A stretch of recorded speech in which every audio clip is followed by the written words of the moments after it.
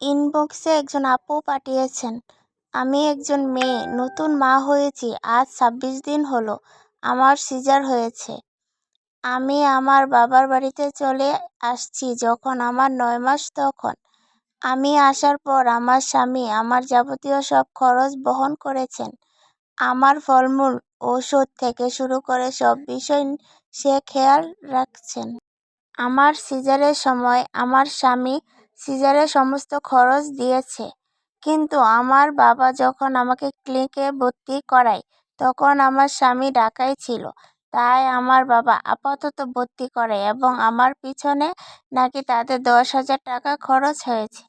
আমার বড় ভাই আছে, সে ঢাকায় ভালো একটি বেসরকারি প্রতিষ্ঠানের টিচার, তার বউ টিচার। আমার ভাই যখন জানতে পারছে যে আমার বাবা ১০,০০০ টাকা আমার পিছনে খরচ করেছে ধার করে, তখন সে আমাকে জোর করতেছে আমার স্বামীর কাছ থেকে ওই টাকা নিয়ে পরিশোধ করতে। আমি অনেক দিন থেকে সব কিছু সহ্য করছি, তবুও আমার স্বামীকে কিছু বলি নাই। আজকে ধারের টাকা চাইতেছে এবং আমার বাবাও বলতেছে জামাইয়ের কাছে টাকা নিতে। আমি আমার স্বামীকে বলতেই সে বলেছে যদি টাকা আমাকেই পরিশোধ করতে হয় তাহলে সে এসে আমাকে আর আমার বাচ্চাকে নিয়ে যাবে এবং কোনোদিনও বাবার বাসায় আসতে দিবে না।